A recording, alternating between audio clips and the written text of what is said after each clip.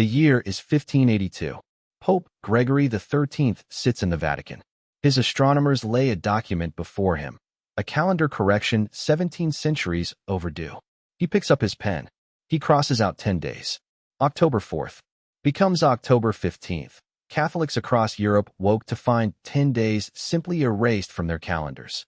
But here is what no one in that room noticed, and what no official history will tell you.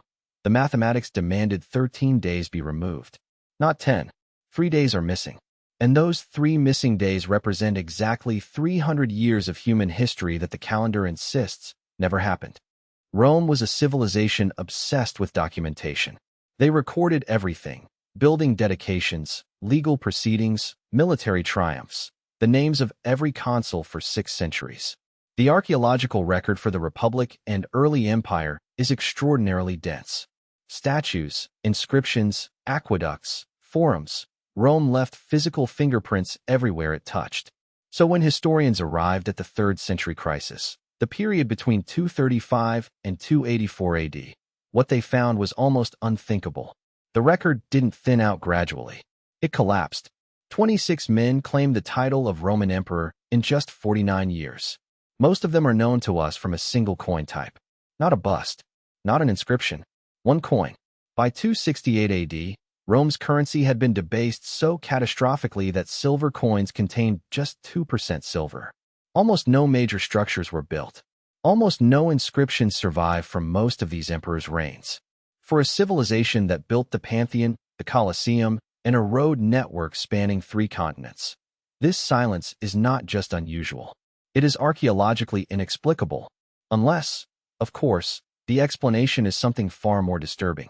When scholars need to understand the Roman emperors of the 3rd and 4th centuries, they turn to one primary source above all others, a text called the Historia Augusta. It claims to be a collection of imperial biographies written by 6 different authors during the reigns of Diocletian and Constantine. For centuries, it was treated as gospel. Then historians began reading it more carefully. What they found was alarming. The Historia Augusta is riddled with fabrications. It contains detailed biographies of emperors who may have never existed. It invents supporting characters, advisors, senators, generals, who appear in no other source. It includes letters supposedly written by long-dead emperors that contain historical errors no contemporary would have made. Ronald Syme, one of the 20th century's greatest Roman historians, devoted an entire book, Emperors and Biography, published by Oxford University Press in 1971, to documenting the text's forgeries. His conclusion: the Historia Augusta is an elaborate hoax, probably written by a single anonymous author, possibly as late as 400 AD. The single most important written source for a critical century of Roman history is, by mainstream scholarly consensus, a lie. And if Rome's own historians were fabricating records on this scale, then who else might have done it? And how much bigger could the fabrication be? In 1991, a German historian named Heribert Illig believed he had the answer. Heribert Illig was not a conspiracy blogger. He was a German publishing professional and independent historian with a serious academic background, working in the tradition of rigorous historical revisionism. In 1991, he published a book whose title translates roughly as "Did Charlemagne Ever Live?" And the German historical establishment did not know what to do with it. Illig's core claim was precise. The years 614 to 911 AD, exactly 297 years, were deliberately fabricated. Not distorted, not misdated, fabricated. Invented wholesale by a conspiracy of 3 of the most powerful figures in the medieval world, working in concert around the year 1000 AD. According to Illig, Charlemagne, the great unifier of Europe, the man crowned Holy Roman Emperor by Pope Leo III on Christmas Day, 800 AD, the figure whose reign fills history textbooks, was a fictional character, a constructed legend, a man who never breathed, never fought, never prayed. The Carolingian Empire, with its palaces and councils and epic battles, existed only on parchment manufactured centuries after the supposed events. This was not fringe speculation. Illig had mathematical proof. And the proof came not from archaeology or archives. It came from the calendar on your wall. In October 1582, Pope Gregory XIII issued a papal bull that deleted 10 days from the calendar. October 4th was followed directly by October 15th. Priests were confused. Peasants were outraged. The reason was legitimate. The old Julian calendar, introduced by Julius Caesar in 45 BC, gained roughly 11 minutes per year against the solar cycle.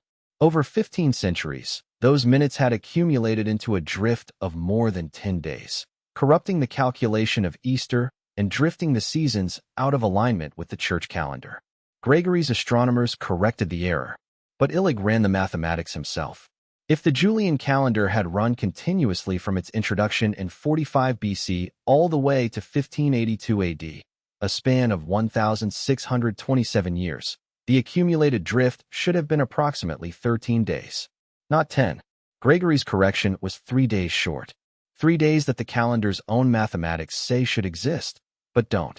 Illig calculated the precise length of time represented by 3 missing days of calendar drift. The answer was 297 years. Exactly the same 297 years he claimed had been fabricated. The calendar itself, written in the mathematics of celestial mechanics, appeared to be confessing to the crime. 3 days. A 3-day discrepancy in a papal decree issued 4 centuries ago. That was the crack. But Illig was not alone in finding it. On the other side of the Iron Curtain, a man with far more impressive academic credentials was reaching strikingly similar conclusions through a completely different methodology. Anatoly Fomenko is a full academician of the Russian Academy of Sciences, one of the most prestigious scientific institutions in the world. His specialty is topology and applied mathematics. Beginning in the 1970s, Fomenko applied statistical and astronomical analysis to ancient historical texts and arrived at a conclusion that shocked his colleagues. Virtually all of ancient history, including Roman history, had been misdated by up to 1,000 years. Between 1994 and 2003, Fomenko published a 7-volume series titled History, Fiction, or Science, arguing that much of what we call Roman history may actually be misidentified records of medieval Byzantine Empire and Crusader-era events, the same events, copied and misdated by generations of later scribes and historians. Fomenko and Illig had never collaborated. They worked in different countries, in different languages, using different methods. Yet both arrived at the same fundamental conclusion. The official chronology of Western civilization contains a massive, structured error. 2 credentialed scholars. 2 independent approaches. 1 wound in the timeline. If 297 years were fabricated, who did it? And how? Illig named names. 3 of them, to be precise. Holy Roman Emperor Otto III, who died in 1002 AD at age 21. Pope Sylvester II, born Heribert of Illig, the most intellectually brilliant pope in centuries, a polymath who introduced Arabic numerals to Europe, a man who was literally accused of being a sorcerer because his knowledge seemed supernatural. And Byzantine Emperor Constantine VII, a scholar emperor who spent his reign compiling and preserving historical documents, which means he also had the power to edit them. These 3 men formed an extraordinary alliance, unprecedented in medieval politics. Otto III and Sylvester II shared a documented personal and intellectual bond, exchanging letters and gifts, cooperating on a shared vision of a renewed Roman Empire. Together, they controlled the written records of both the Catholic Church and the Holy Roman State. Between them, they commanded the monasteries where history was copied, stored, and transmitted to future generations. According to Illig, Charlemagne was invented specifically to give Otto III a magnificent imperial ancestor, a legendary predecessor whose prestige would validate Otto's own claim to rule a reborn Roman world. If you want to be the emperor at the beginning of a prophesied millennium, first, you have to create the millennium. The year 1000 AD carried a weight of prophetic terror that is almost impossible to overstate for a medieval Christian mind. The book of Revelation speaks of a 1,000-year reign of Christ. Theologians across Europe debated whether the millennium would bring the second coming, the final judgment, the end of all earthly kingdoms.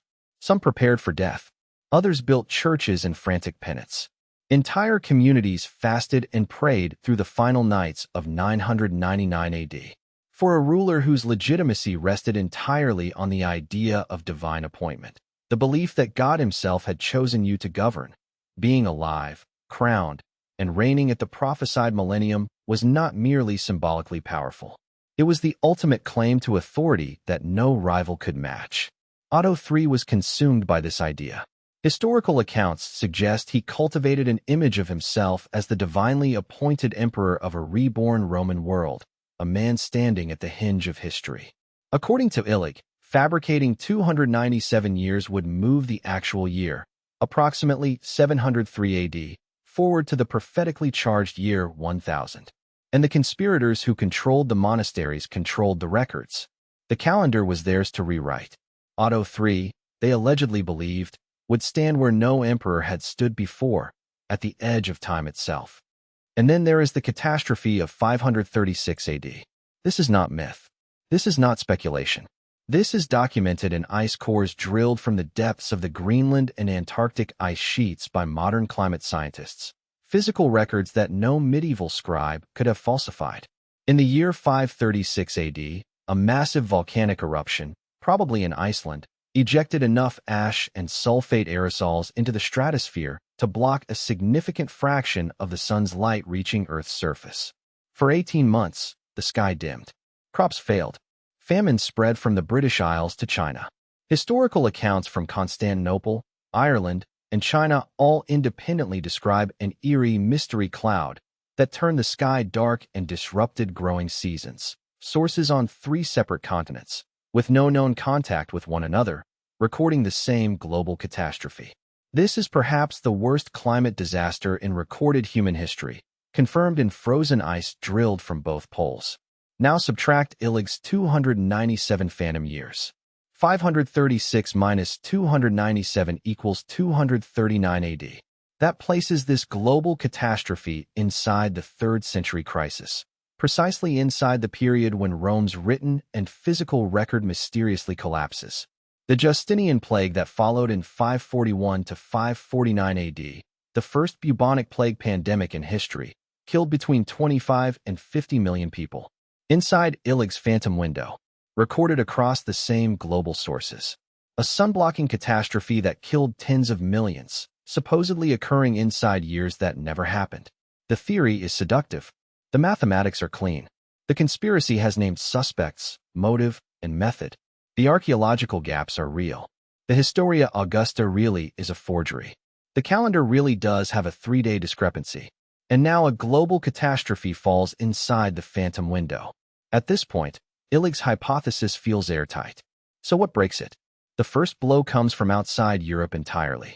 In 622 AD, right in the middle of the period Illig claims was fabricated, the Islamic Hijri calendar was established. This calendar has been maintained with unbroken, continuous scholarly documentation across Persia, Arabia, and North Africa ever since. Every year precisely recorded. Every date cross-referenced by independent Islamic legal and religious scholars who had absolutely no connection to European papal politics and no conceivable reason to coordinate their records with a conspiracy hatched in Rome. If 297 years of European history had been secretly invented, the Islamic Hijri calendar would today show a discrepancy of 297 years against the Gregorian system. It does not. The two calendars align with mathematical precision, exactly where an unbroken, honest chronology would place them. No gap, no phantom years, no conspiracy broad enough to reach the mosques of Baghdad. The second crushing blow to the phantom time hypothesis comes from an even more impartial witness, the sky itself. Celestial mechanics are governed by physics that no emperor, pope, or conspiracy can negotiate with. Solar eclipses occur when the moon passes precisely between the Earth and the Sun, and their timing can be calculated backward through centuries with extraordinary precision using modern retrograde astronomical computation. During the period Illig claims was fabricated, the 7th, 8th, and 9th centuries AD, Chinese astronomers of the Tang dynasty maintained meticulous astronomical records. The Tang court employed official astronomers whose sole function was to observe and record celestial events, because the Chinese imperial system interpreted astronomical phenomena as divine messages requiring official response. Their records document solar eclipses, lunar eclipses, comet sightings, and planetary conjunctions throughout the precise period Illig claims never existed. A solar eclipse occurring on January 18th, 664 AD was recorded independently by Chinese Tang dynasty astronomers, Islamic scholars in Arabia, and Byzantine officials in Constantinople, three separate civilizations with no political coordination between them. Modern retrograde astronomical calculation confirms this eclipse occurred on exactly that date. The stars have no king. They obey no papal decree. They recorded an eclipse on January 18, 664 AD, because that day existed, because that year existed, because those centuries existed. Biology and geology deliver the final verdict. Ancient DNA does not care about papal politics. In 2014, a research team published findings in the Lancet Infectious Diseases, one of the world's most rigorous peer-reviewed medical journals, analyzing ancient DNA extracted from burial sites across 3 continents. The pathogen they found was Yersinia pestis, the bacterium responsible for bubonic plague. The DNA was reliably dated by independent methods to the 6th century AD. The Justinian plague of 541 to 549 AD was not a later scribal invention. It was a biological event, written in the genetic code of a bacterium preserved for 15 centuries in the bones of its victims. Dendrochronology, the science of reading Earth's history in tree rings, provides a second independent verdict. European oak chronologies provide an unbroken, annually resolved record stretching back more than 10,000 years. Each ring represents exactly 1 year of growth, with no gaps, no jumps, no fabrication possible. These oak records anchor the 7th, 8th, and 9th centuries with single-year precision, independent of any document any medieval scribe ever touched. And Charlemagne's own Palatine Chapel, the Aachen Cathedral, his most personal monument, has been radiocarbon dated by multiple independent research teams. The results consistently place its construction in the late 8th to early 9th century, precisely where the official timeline demands. The evidence is now overwhelming, multidisciplinary, and global. The phantom years almost certainly never happened. And yet, the phantom time hypothesis is almost certainly wrong. The evidence against it is not merely strong. It is overwhelming, and it comes from disciplines that have no relationship to one another. Islamic jurisprudence, Chinese imperial astronomy, molecular biology, glaciology, dendrochronology, and radiocarbon physics. No conspiracy could have fabricated all of them. No medieval monk could have edited the tree rings. No papal decree could have rescheduled a solar eclipse. History's official timeline, for all its flaws, is anchored. But here is what the phantom time hypothesis succeeded in doing, despite being wrong. It forced us to look directly at some genuinely disturbing truths about the historical record that mainstream scholarship has never fully resolved. The 3rd century crisis really does present an archaeological void that no satisfying explanation has ever filled. The Historia Augusta really is considered a deliberate forgery by the mainstream academic consensus. This is not conspiracy theory. This is Ronald Syme at Oxford. Rome really was the most documentation-obsessed civilization the ancient world produced, and yet for a critical 49-year stretch, it left almost nothing. The impulse to rewrite history, to fabricate, to edit, to erase, is not a fringe theory. It is a documented, recurring feature of every civilization that has ever wielded power over the written word. The phantom years may never have existed, but the emperors who rewrote the record most certainly did. Every calendar you have ever used was designed by people with something to gain from controlling the past. Every history book you have ever read was compiled from sources written by people who decided what to record and what to burn. The phantom years are almost certainly fiction, but the impulse they expose is real, and it is ancient, and it is ongoing. We trust the timeline because the timeline is all we have. But the timeline was written by emperors. Think about that the next time you read a date in a history book and accept it without question. If this kind of hidden history keeps you up at night, subscribe to History's Hidden Chapters. There are far stranger stories still buried in the record. Drop your theory in the comments below. Do you believe the timeline is as solid as we think?